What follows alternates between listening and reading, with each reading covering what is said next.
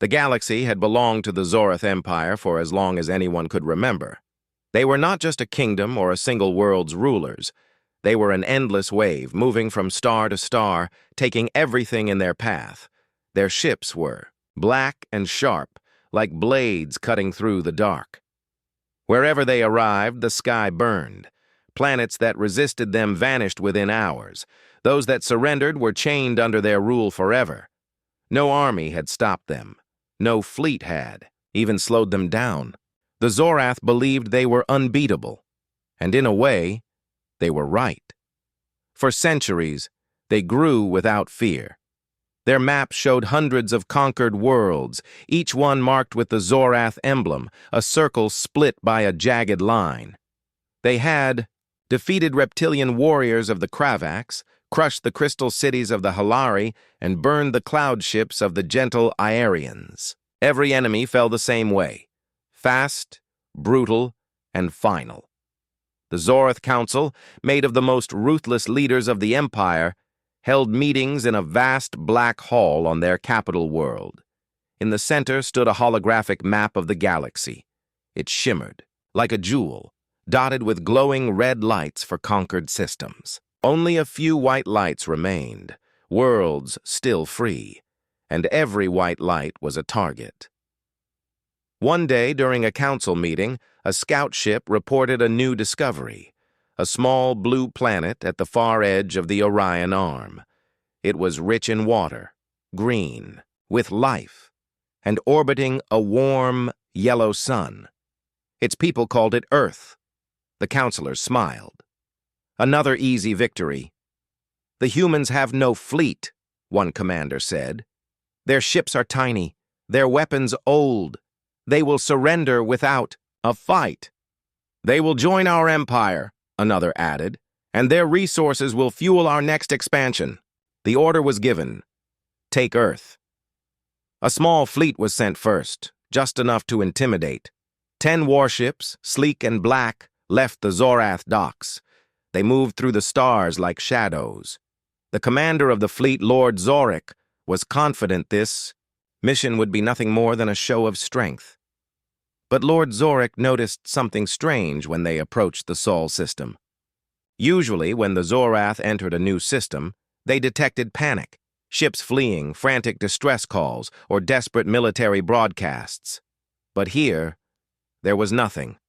No calls for help, no war warnings, no defense ships rushing to meet them. Earth was silent. Lord Zorik laughed. "They are too afraid to speak," he told his crew. "Good. Fear makes surrender faster." But deep below the calm blue oceans of Earth, something old was stirring. It had been hidden for decades, waiting. The people of Earth went about their lives on the surface, unaware of the massive shape resting in the darkness of the deep sea. It was not made to be seen. It was made for one purpose: war. The USS Titan was unlike any ship in human history. It was larger than a city, coated with armor that shimmered like liquid metal. Its engines could twist space itself, letting it appear anywhere in an instant. And its weapons? No one outside a small circle of leaders even knew the full truth of what it could do. When the Zorath fleet crossed into Earth's orbit, the Titan systems came alive. Deep inside its command deck, Captain Elias Kane opened his eyes. He had been waiting for this day. "Status?" he asked. "All systems green," his first officer replied. "The enemy is moving into formation above the moon. No sign they know." "We're here!" Captain Kane looked at the display. The Zorath ships hung in space like black knives, each one bristling with weapons. But they did not scare him. "Bring us up," Kane ordered. The ocean above the Titan churned as the giant warship rose toward the surface. Waves exploded outward as water poured from its armor. Within seconds, it broke free from the sea, engines igniting in a silent flash. In one smooth movement, the Titan vanished into the sky. On the moon's far side, the Zorath fleet drifted slowly toward Earth. They were preparing to broadcast their demands of surrender when the space around them rippled. And then a shadow appeared. The Titan emerged from the distortion like a predator from the dark. Its black hull gleamed faintly in the sunlight. It was so massive that for a moment, Lord Zorik thought it was a station. But then its weapons came online, row after row of silent, deadly turrets. "Identify that ship," Zorik barked. His crew scanned, but the results came back strange. "Unknown class, unknown design, no registry." The Titan's comm system activated. A single voice, calm and cold, filled every Zorath ship. "Leave, now!" Zorik's lips curled in anger. "Fire on them!" But they never got the chance. From the Titan's hull, beams of pure white energy erupted, slicing through space. One Zorath destroyer exploded instantly, its black hull breaking apart into flaming shards. Another was torn in half before it could even raise shields.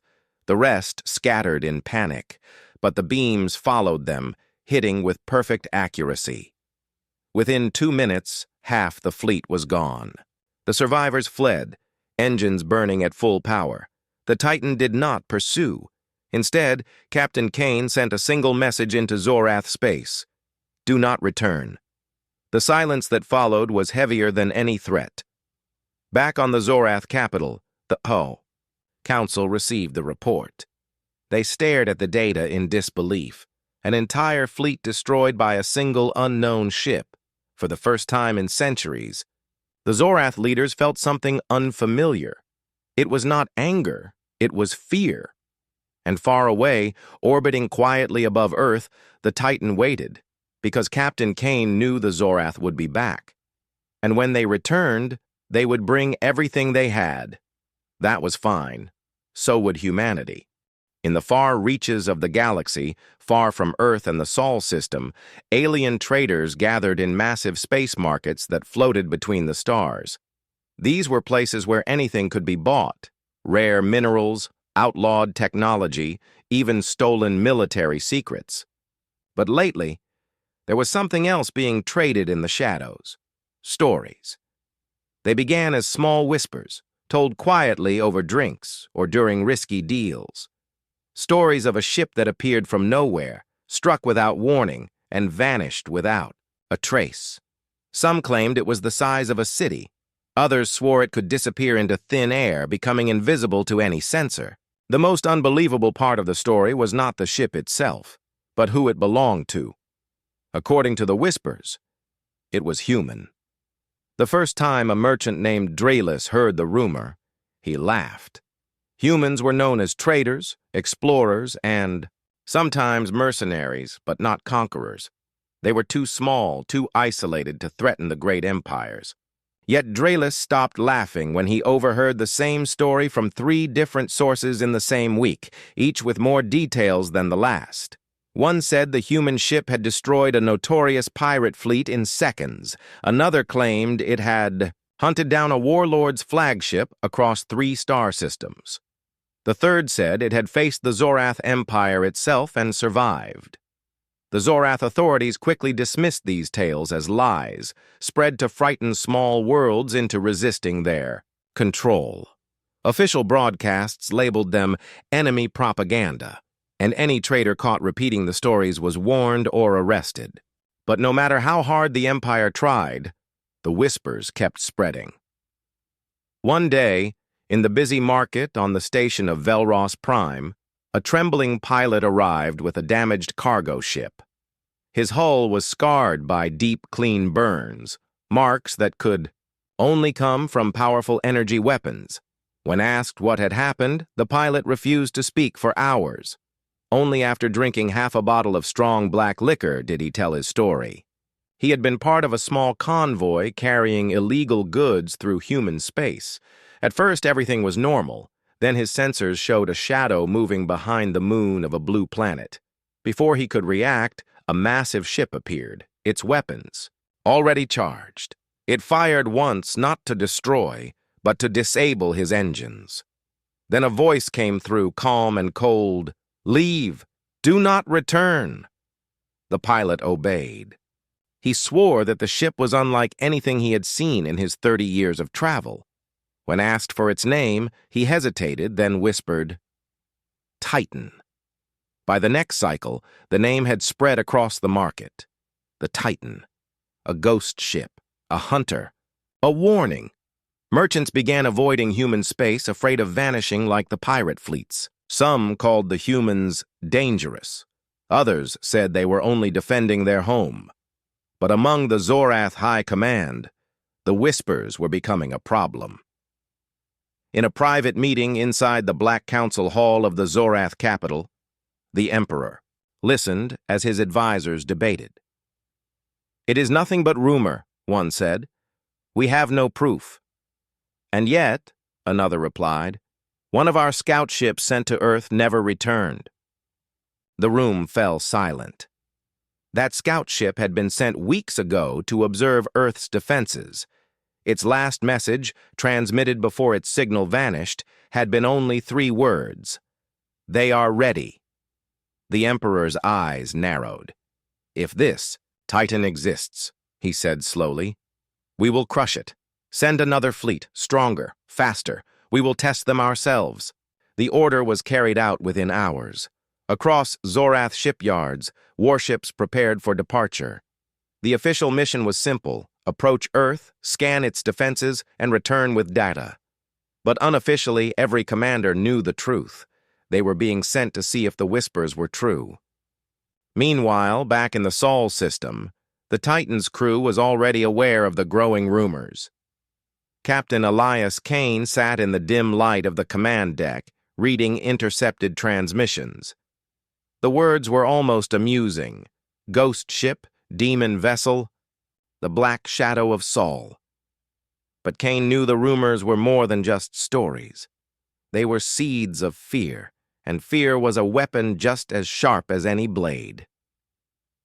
"They're sending another fleet," his first officer said quietly.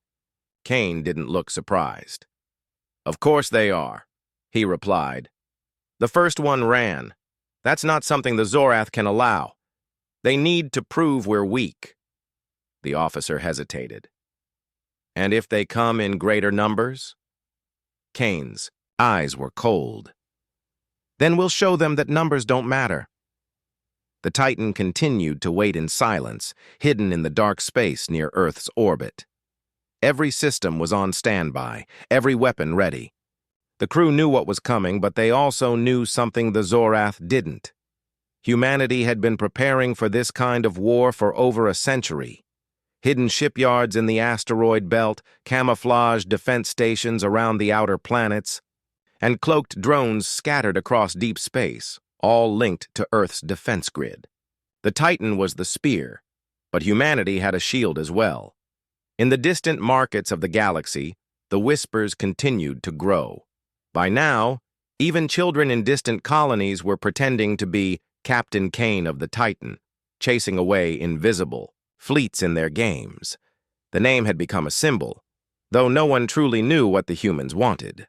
Some said they were building an empire of their own. Others claimed they would strike down anyone who threatened them.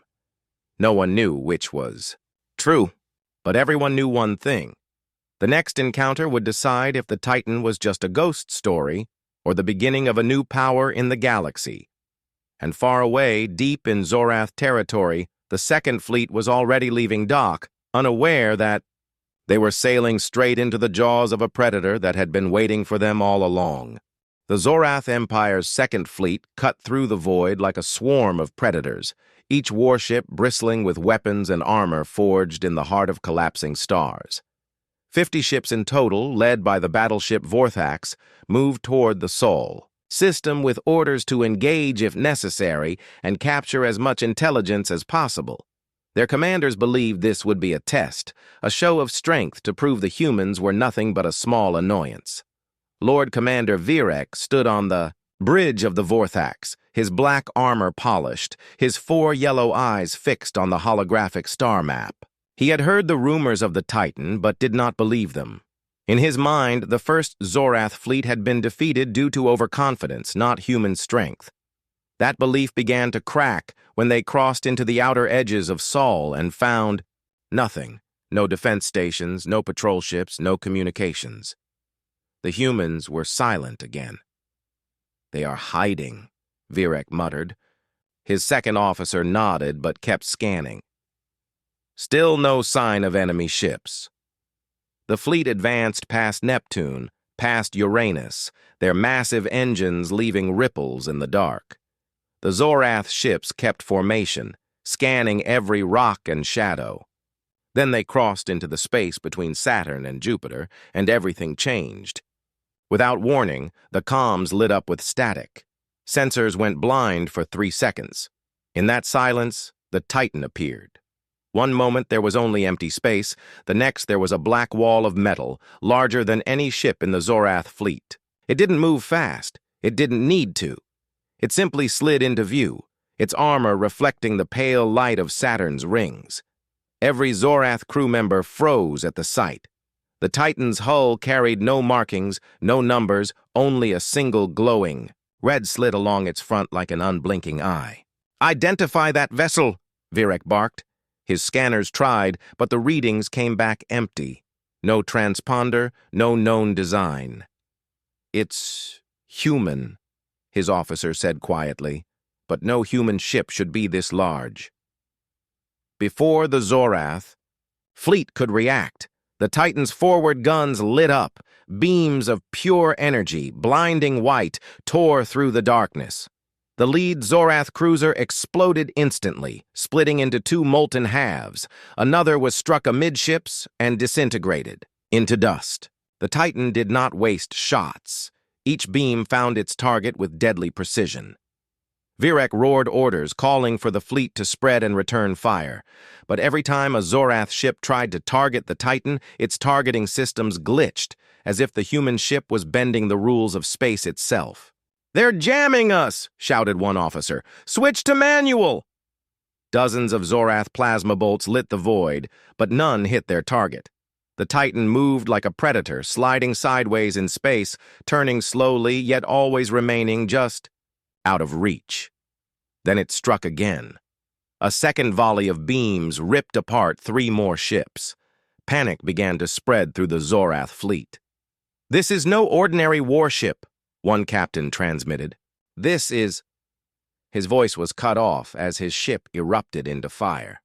On the Titan's bridge, Captain Elias Kane stood calm, watching the Zorath formation break apart. "Target engines," he ordered. "Let some of them live." The crew obeyed. The Titan's weapons shifted aim, disabling ships instead of destroying them outright. Fires and explosions lit the void as crippled Zorath vessels drifted helplessly. The survivors began retreating, trying to escape the killing zone, but the Titan moved to block their path. A deep, resonant voice filled every Zorath channel. It was Kane, speaking with icy calm. "You were warned. Leave this system and do not return." Virek snarled, refusing to retreat, and ordered all remaining ships to focus fire on the Titan. For the first time, the human warship took direct hits. Green plasma bursts splashed against its armor, but the hull absorbed the energy with no visible damage. Kane gave the next order. "End it." The Titan's side batteries came online. Hundreds of missile hatches opened along its hull, releasing a swarm of black projectiles. These were not ordinary missiles. They moved at impossible speeds, bending their paths mid-flight as if alive. They tore through the remaining Zorath ships, detonating with silent flashes that ripped metal apart like paper. In less than 5 minutes, the second Zorath fleet was destroyed. Only 2 ships remained functional, their engines sparking and shields gone.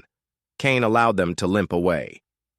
"Make sure they can transmit," he told his crew. "They'll carry the message for us." The Titan held position until the Zorath survivors vanished into the darkness, then slowly turned and vanished again, disappearing into the void as if it had never been there. On the Vorthax, Commander Virek sat in silence, his hands gripping, the armrests so tightly his claws dug into the metal. He had never seen such power, such precision. This was not luck, not desperation. This was mastery of war. Back on the Zorath capital, the Council received the survivors' report.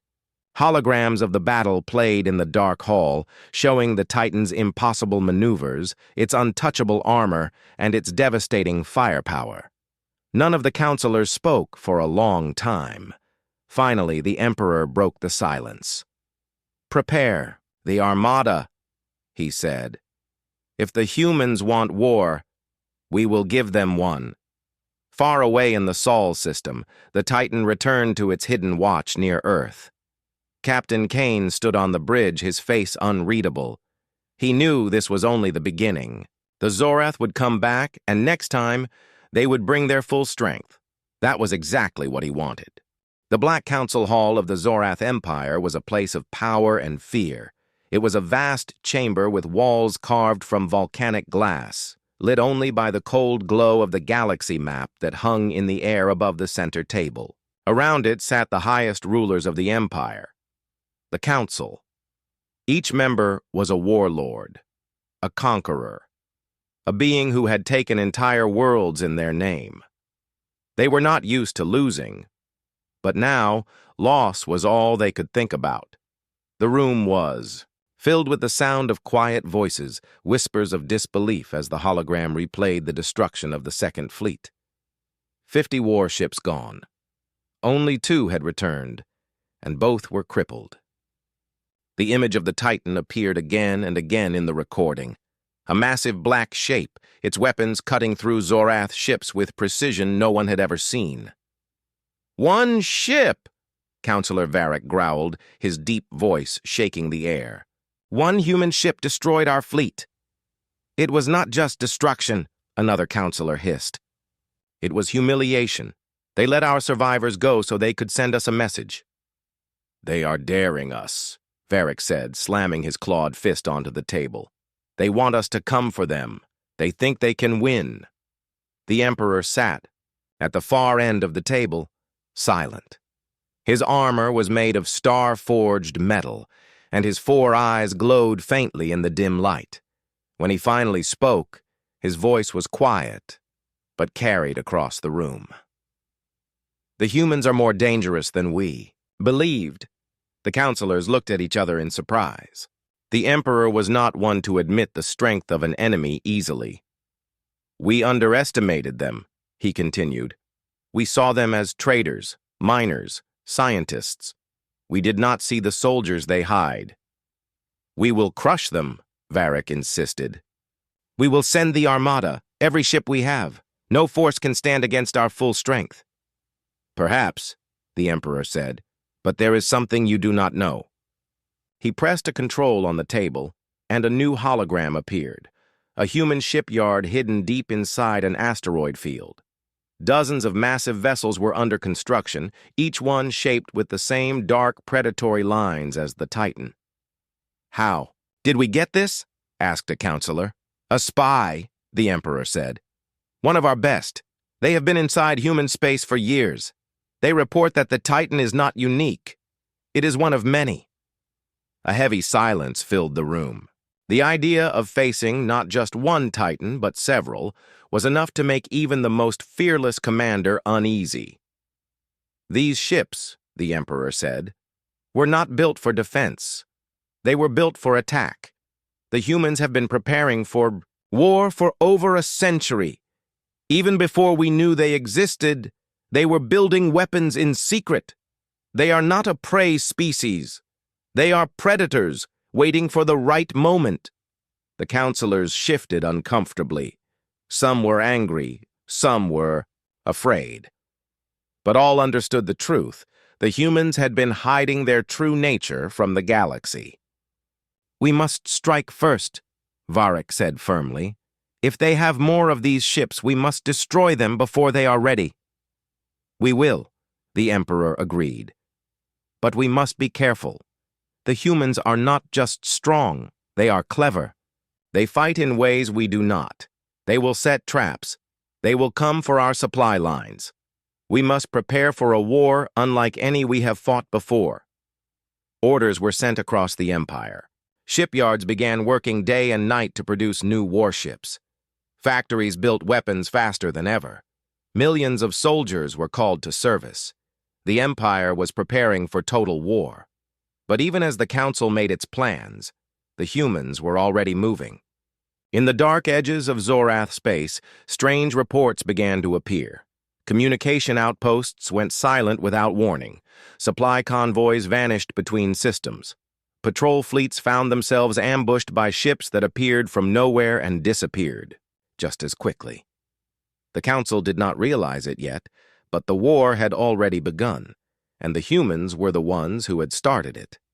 Back on the Sol system, Captain Elias Kane stood in the Titan's command deck, watching the movement of Zorath. Fleets on his tactical display. Intercepted signals told him everything he needed to know.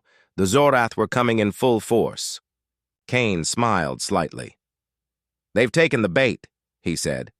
His first officer looked uneasy. "Sir, if they bring their full armada, we'll be outnumbered 100 to 1. "Numbers don't matter," Kane replied. "We've been preparing for this longer than they've been alive. They think this is their war. It's ours." In hidden bases across the asteroid belt, more human warships powered up. Smaller than the Titan, but still deadly, they waited for Kane's signal. Cloaked drone fleets positioned themselves along key Zorath supply routes.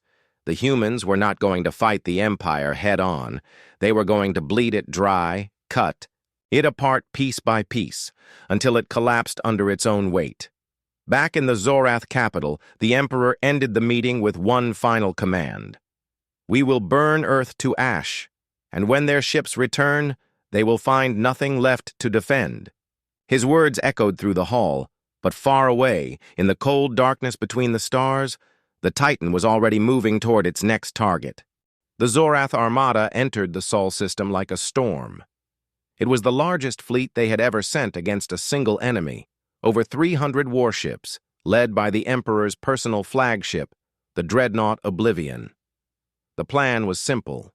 Overwhelm the humans with sheer numbers, crush their defenses, and destroy Earth so completely that no one in the galaxy would dare oppose the Empire again. The Zorath commanders were confident. They had studied the reports from the first two encounters with the Titan. Yes, the human ship was powerful, but it was only one vessel. Against the full strength of the Empire, it would fall like everything else had before, or so they believed. The moment the fleet passed the orbit of Neptune, the first trap was sprung. A cluster of asteroids ahead of them exploded, releasing thousands of small objects into space.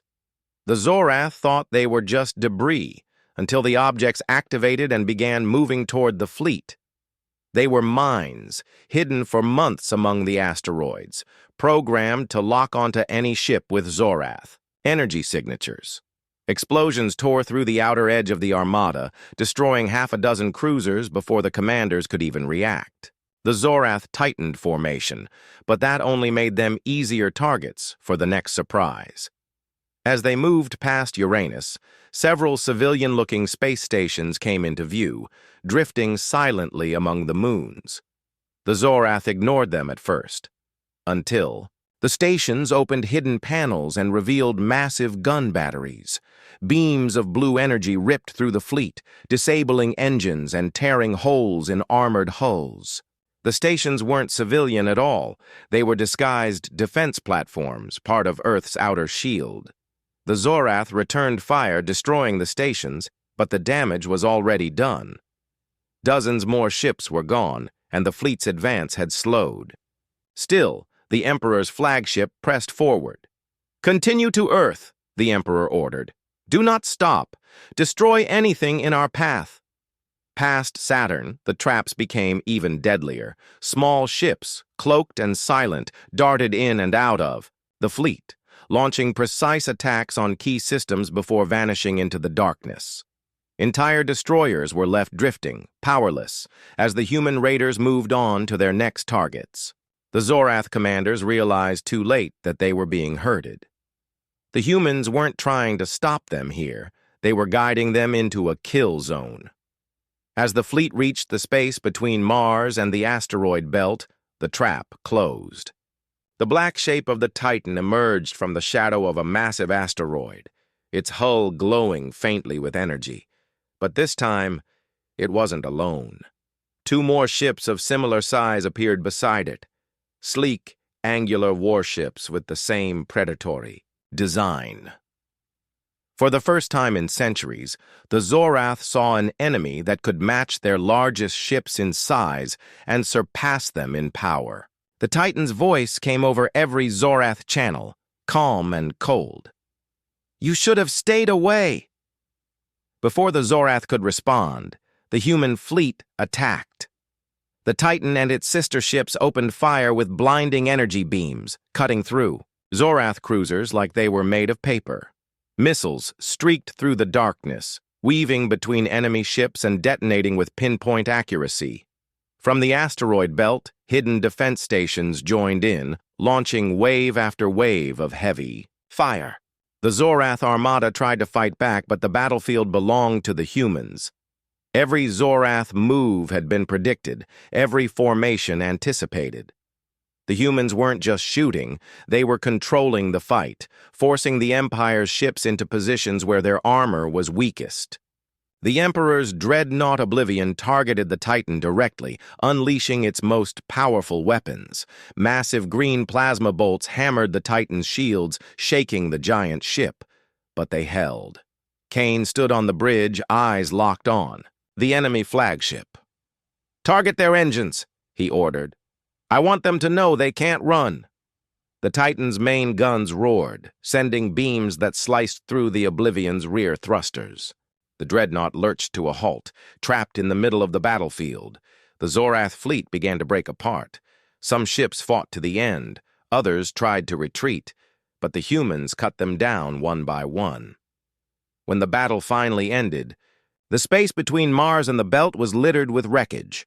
Over 200 Zorath ships had been destroyed. The survivors, barely a dozen, fled toward the edge of the system, leaving their dead and their pride behind. The Titan did not chase them. Instead, Kane opened a channel to the Zorath capital. His message was short and final. "This is your last warning. Leave our system, leave our galaxy, or we will come for you." The transmission was sent unencrypted, ensuring it would spread across the Empire within hours. On the bridge of the Oblivion, the Emperor stared at the shattered remains of his fleet. His jaw was tight, his eyes cold. He had never suffered a defeat like this. But in his mind, the war was not over. It was only beginning. Far away, back in the safety of Earth's orbit, the Titan and its sister ships returned to their hidden docks. The crews worked in silence, repairing damage and reloading weapons. They knew this was not victory. It was simply one more step in a much longer war. Kane stood alone at the viewport, watching the stars. "They'll be back," he murmured. "And when they come, we won't just defend. We'll take the fight to them." The Zorath Empire had always fought wars the same way, by sending overwhelming fleets, crushing enemies with sheer numbers, and taking territory as fast as possible. But the war with humanity was different. After the defeat near Mars, the Emperor gathered what ships remained and ordered massive production. Hundreds of new warships were being built, and the Empire's propaganda channels promised revenge. They told their people that the humans had only won through tricks, that the next battle would be a final victory for the Empire. But even as the Zorath prepared for their counterstrike, the humans had already begun a war of their own, one the Empire could not see or control. It started quietly. In a distant sector of Zorath space, a mining colony stopped sending its shipments of rare metals.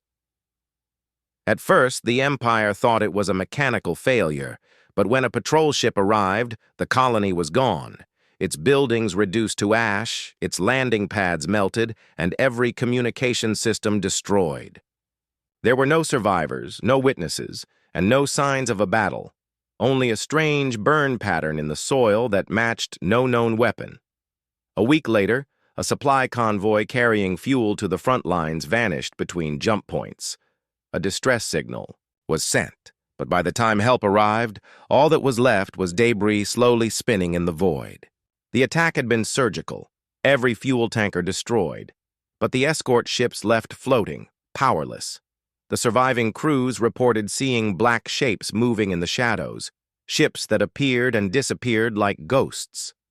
In the Zorath capital, the council grew uneasy. Reports like these were arriving daily from across the empire. Outposts, supply lines, and communications hubs were being destroyed faster than they could be repaired. The humans weren't fighting on the front lines. They were tearing the empire apart from the inside. The emperor ordered all fleets to increase patrols and hunt down the raiders, but the effort only made things worse. Every time the Zorath sent ships to defend one region, another was attacked on the opposite side of their territory.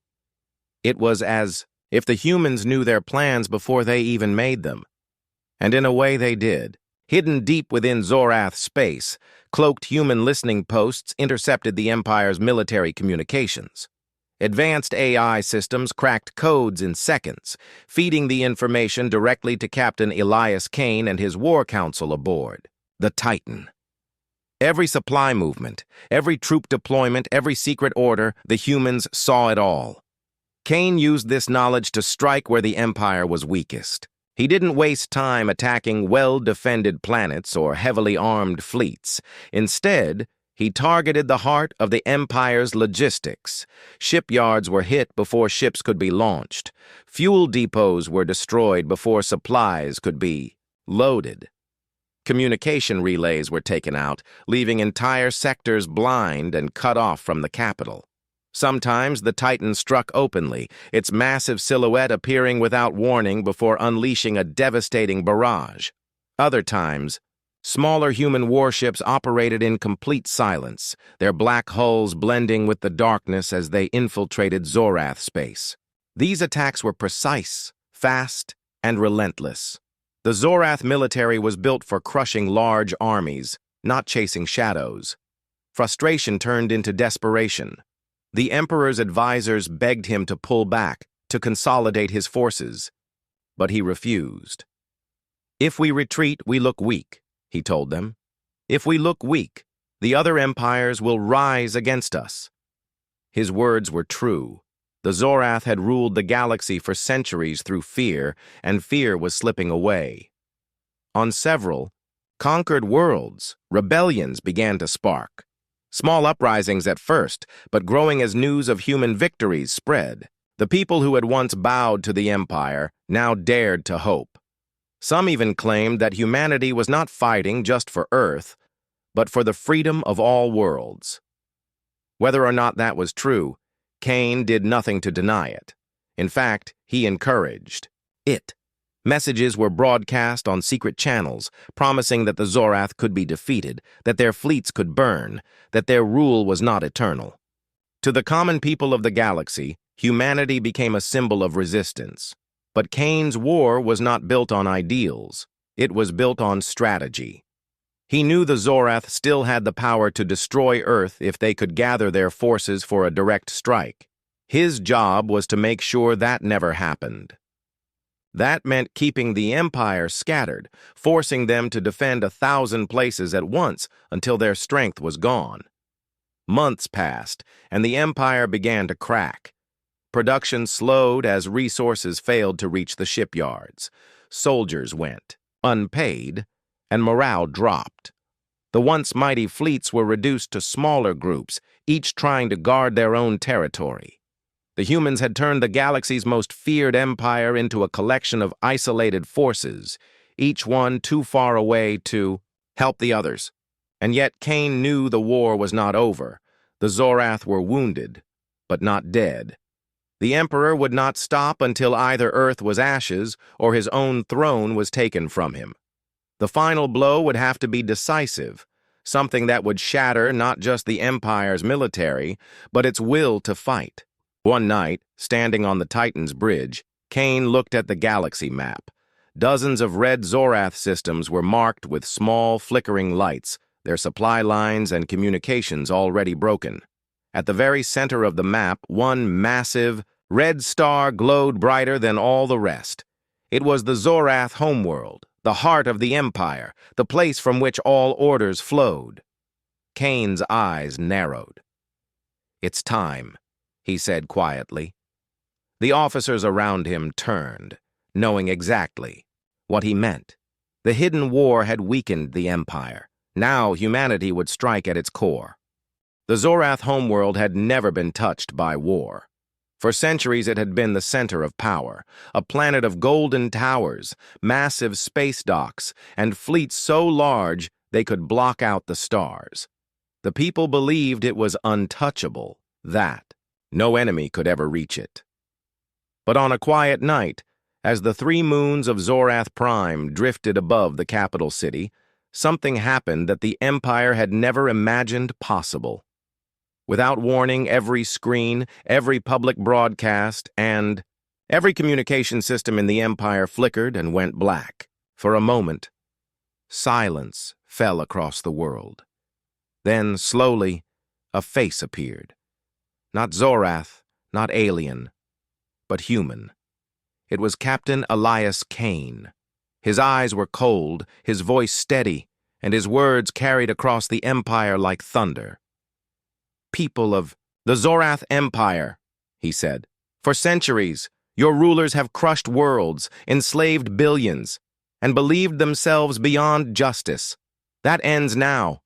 You have taken lives without mercy. You have destroyed without reason. And you came for Earth. You thought we would bow. You thought we would beg. But you have awakened something you cannot stop." In the capital, citizens stopped in the streets. Soldiers froze in their barracks, and even the Emperor himself stared at the broadcast with narrowed eyes. Kane continued, his voice calm but dangerous. "This is your last warning. Withdraw from every occupied world. Abandon your fleets. Step down from power. If you do not, your home will burn." Gasps spread among the Zorath crowds. No one had ever spoken to the Empire like this, let alone threatened its heart. The Emperor stood and slammed his fist onto the throne armrest. "Cut the signal!" he roared. But his technicians were powerless. The human broadcast wasn't coming from inside the planet's systems. It was being projected directly from orbit, overriding every frequency. Kane's image leaned closer to the camera. "We are already here," he said, and for a brief moment, the signal cut to an image of the sky above Zorath Prime. High above the clouds, barely visible against the black of space, a massive silhouette drifted. The Titan. The sight of it froze the entire planet. The warship was larger than anything the Zorath had ever built, its black hull lined with glowing points of blue light. It hovered silently, a predator above its prey. Then the signal returned to Kane's face. "You have 24 hours," he said. "After that, we will not speak again." The broadcast ended, and the screens went dark. In the Capitol Palace, the Emperor's advisors argued in panic. Some urged immediate surrender, fearing the ship above could destroy the planet in seconds. Others demanded a counterattack, claiming the human ship could be overwhelmed if they struck quickly. The Emperor listened, his jaw tight, then gave his order. "Mobilize the fleet. We will crush them here, in our own skies." Across the planet, sirens wailed as warships lifted from the massive orbital docks. Hundreds of fighters streaked upward, followed by heavy cruisers and dreadnoughts. The people cheered from the streets, confident their mighty armada would protect them. But above, aboard the Titan, Kane watched calmly. The human ship's cloaking had been dropped intentionally to be seen. It was bait. He wanted the Zorath fleet to come to him, to leave the safety of their defensive positions. Commander Rios stood beside him. "Sir, they're launching everything they have," she reported. Kane nodded. "Good. Let them come." For hours, the Zorath fleet climbed toward the Titan, their formation tight, weapons hot. The Emperor himself had taken command from the bridge of the Empire's largest warship, the Invictus. He had never fought in a real battle, but his presence was meant to inspire his people. As the distance closed, he opened a channel. "Human captain," the Emperor's voice boomed, "you dare to threaten the Zorath Empire. You will be remembered. as the fool who brought his people to ruin. Cain answered with a faint smile.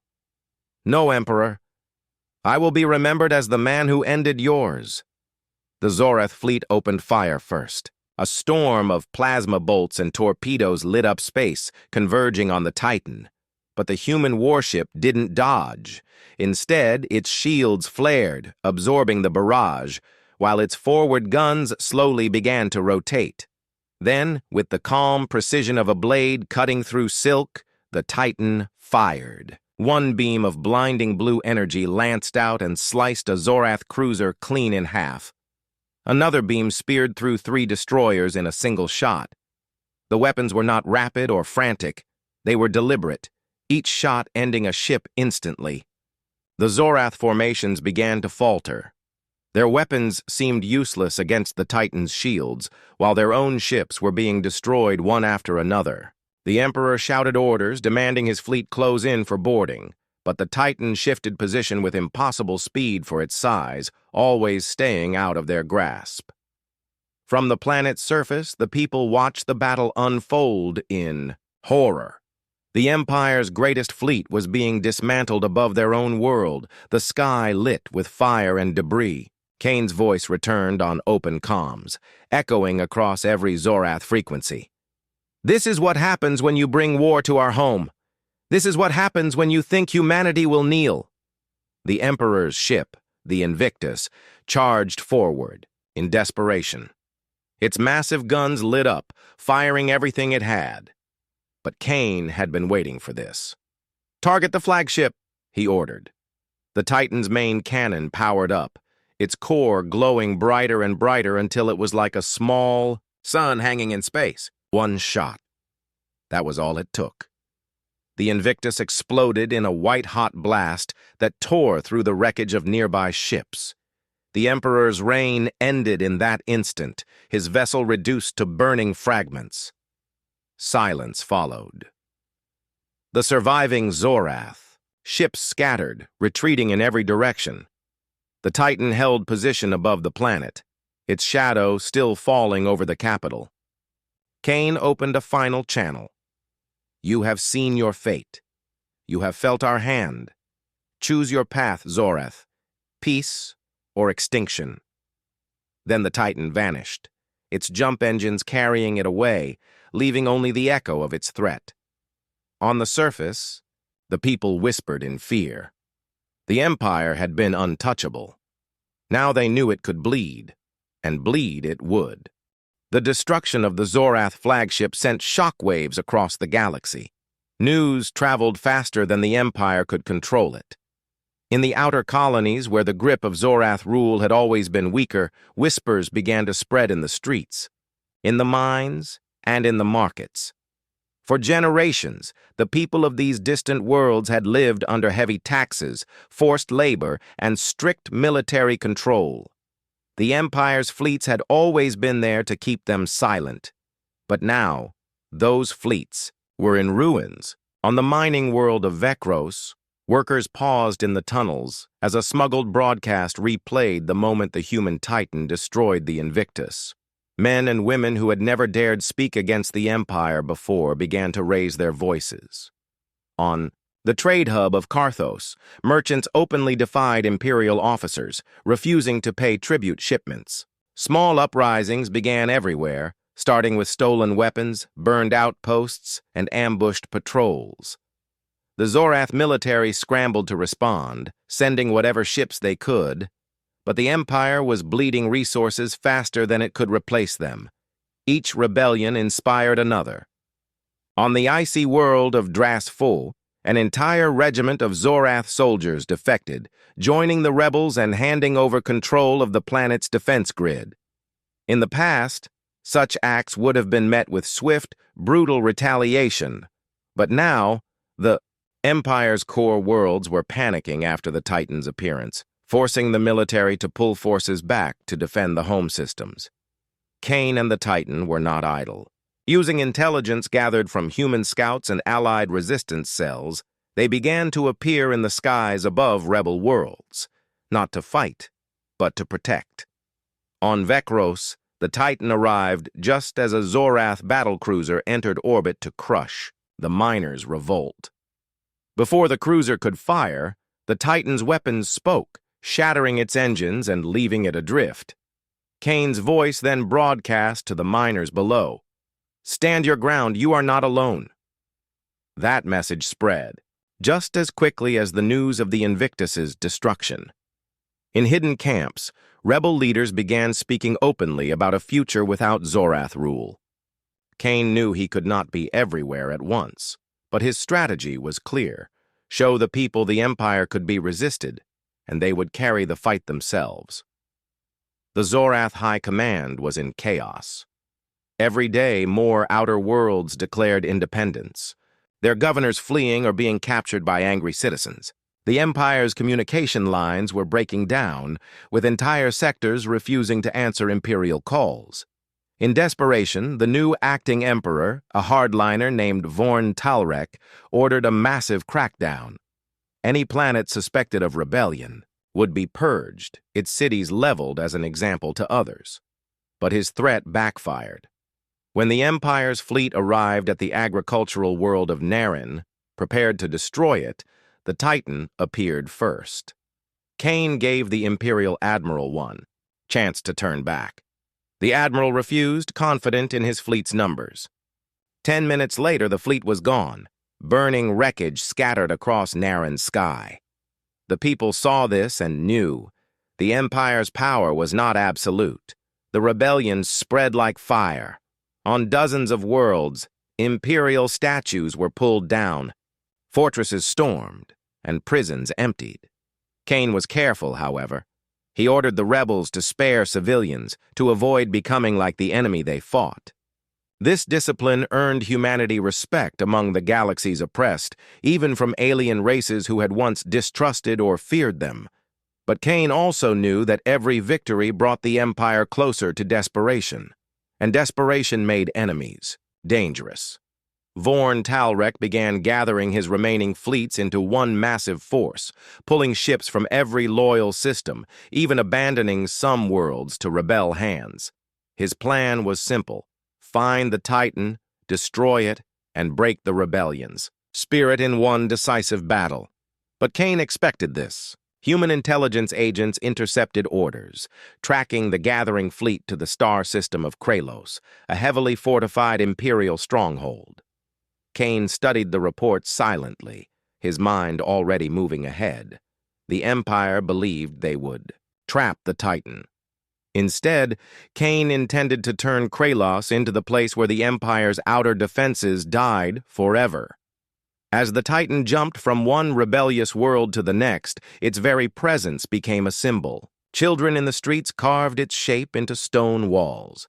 Rebel fighters painted its silhouette onto their armor. Songs and chants spread about the black ship that could not be killed. The Zorath propaganda machine tried to fight back, broadcasting images of human atrocities, but no one believed them anymore. Too many had seen the truth with their own eyes. On the eve of the Kralos campaign, Kane stood on the Titan's bridge, watching the stars drift. Commander Rios approached, her voice quiet. "Sir, the outer worlds are rising faster than we can keep track. They're calling this the Great Shatter." Kane nodded slowly.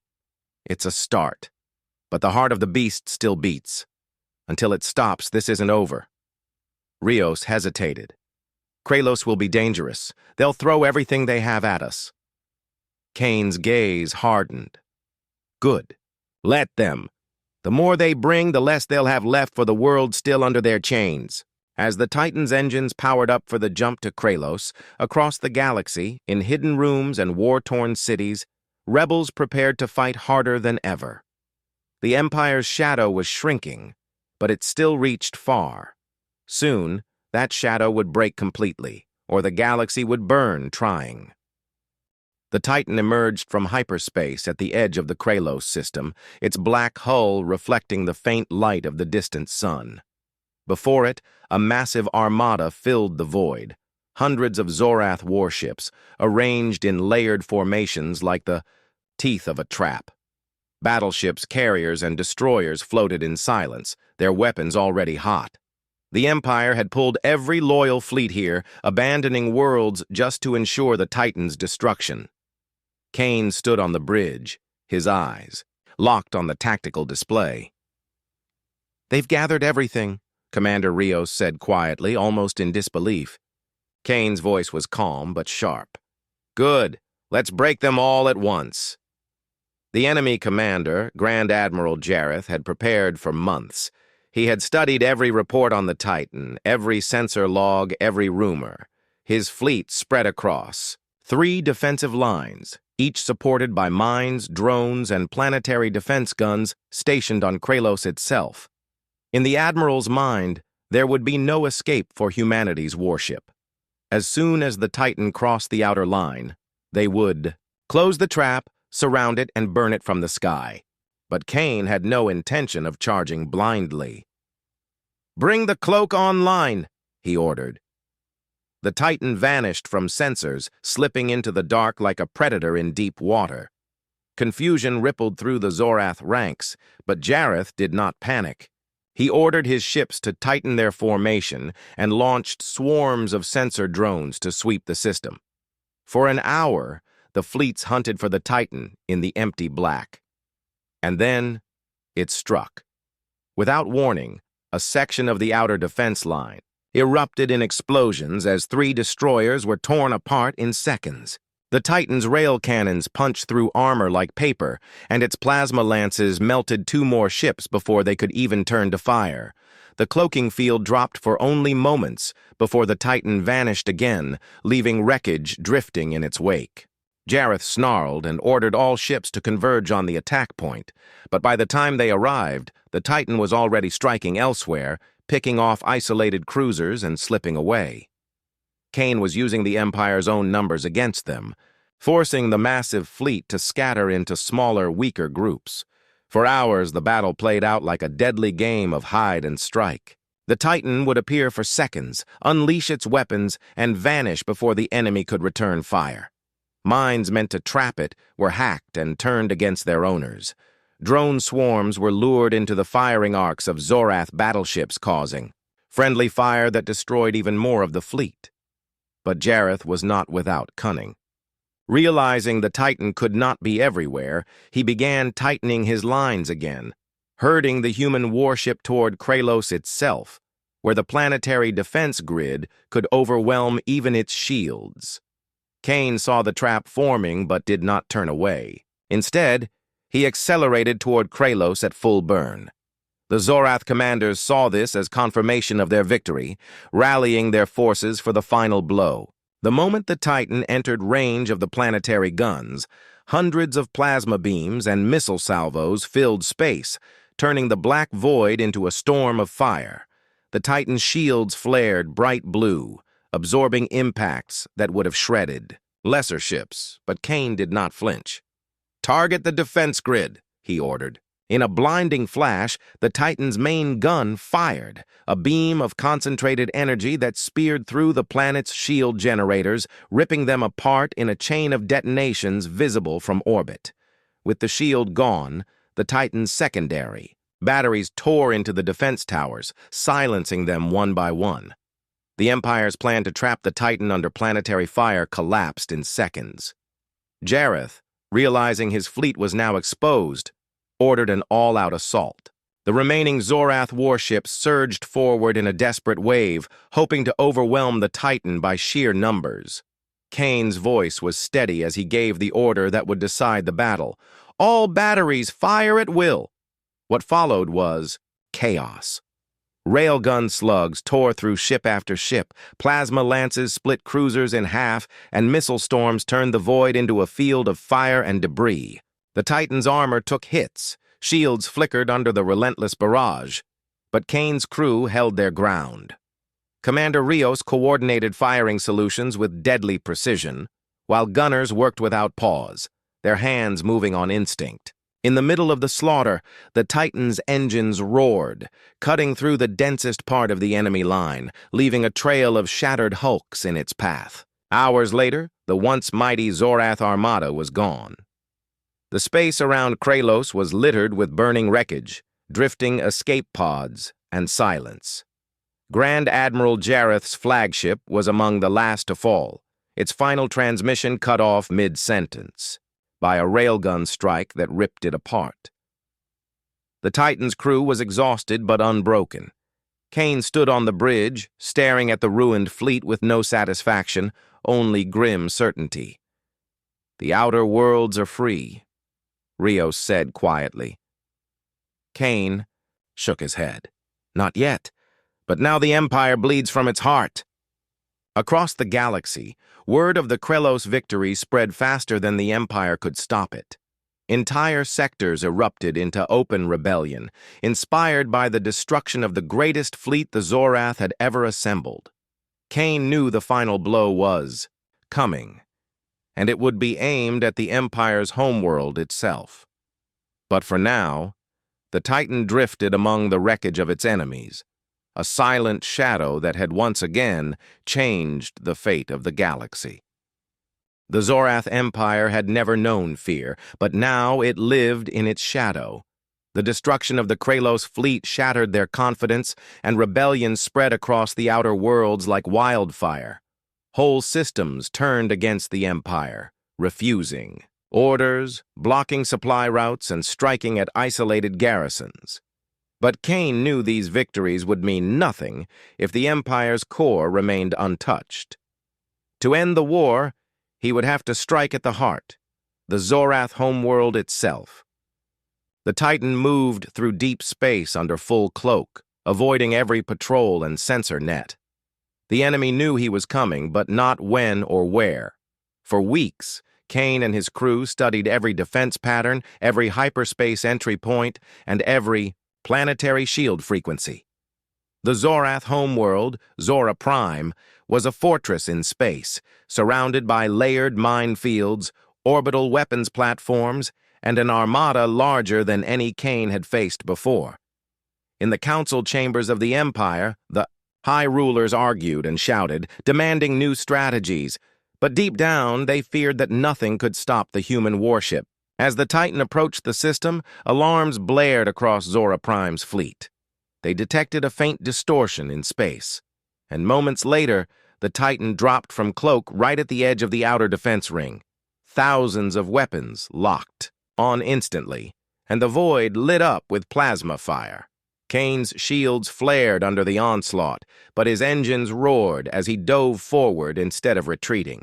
His strategy was bold: smash through the outer ring before the enemy could coordinate, and hit the shield generators protecting the planet. Railguns boomed, plasma lances cut through platforms, and missile swarms punched holes in the tight formations of Zorath ships. The Titan took hits, armor plates shattering and sparks flying on the bridge, but Kane's orders came without hesitation. Drive straight through, no stops, no retreat. The Zorath admirals threw everything in his path, but their formations crumbled under the Titan's relentless fire. The ship burst through the outer defense ring like a spear through glass, leaving burning wreckage behind. Now came the second ring: heavier ships, elite crews, and carriers launching waves of strike craft. Fighters swarmed around the Titan, hammering at its shields, but Kane's gunners were ruthless, shredding them with point defense fire. Commander Rios coordinated missile strikes that detonated deep inside enemy formations, ripping apart cruisers and battleships in chains of fire. The Titan punched through the second ring, battered but still deadly. Ahead lay the planetary shield emitters, massive towers embedded on the surface, projecting a shimmering dome over the entire world. The Empire's last hope rested on them. Every remaining warship rushed to protect those towers. But Kane had planned for this moment. "Deploy the drones," he ordered. Hundreds of autonomous attack drones launched from the Titan's bays, swarming past the enemy ships to strike at the shield emitters from every angle. The Zorath defenders tried to intercept them, but the Titan's main guns were cutting their ships apart, even as the drones tore into the towers. One by one, the emitters exploded, and the great shield over Zora Prime flickered, weakened, and then shattered like broken glass. The planet lay exposed. On the surface, cities and military bases prepared for bombardment. The Empire's rulers, sent desperate calls for surrender talks, but Kane did not respond. His mission was not negotiation. It was ending the threat forever.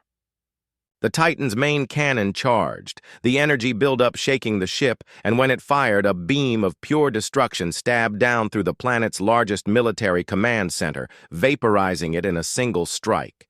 Secondary batteries, targeted orbital yards, fuel depots, and weapons factories, tearing apart the infrastructure that kept the Empire alive. The Zorath fleet fought on, but without coordination, they were slaughtered piece by piece. Even the Empire's super dreadnought, the pride of their navy, fell to a concentrated salvo from the Titan's heavy guns, breaking apart in a fireball that lit up the skies of Zora Prime. Hours passed and resistance collapsed. By nightfall, the once mighty Zorath homeworld was silent, except for the crackle of fires and the faint hum of the Titan's engines. Kane stood on the bridge, staring at the burning planet below. "It's over," Rios said quietly, but Kane's expression was grim. "For them, yes. But we've shown the galaxy something today. They will remember what happens when humanity is pushed too far." Across the stars, the news spread. The Zorath Empire was no more. Freed worlds celebrated. Rebels laid down their arms, and for the first time in generations, the galaxy knew peace. But deep in Kane's mind, he knew peace was fragile. The Titan had proven humanity's power, and others would be watching. Still, for now, the war was done. The Titan turned away from Zora Prime, its hull scarred, its crew weary but alive. In the silence of space, the ship vanished into hyperspace, leaving behind the ruins of an empire and the echo of a single truth. Humanity was not to be conquered, not to be broken, and never to be underestimated.